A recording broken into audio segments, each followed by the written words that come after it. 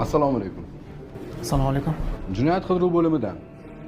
Sizga bir daqiqa mumkinmi? Xo'p, mayli. Mohigul Qayimjonovaning turmush o'rtog'isiz, to'g'rimi?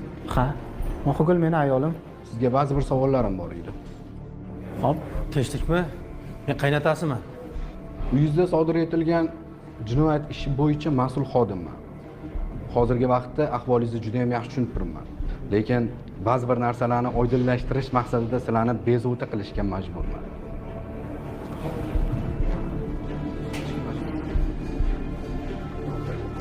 doktor, ayolimning ahvoli yaxshimi?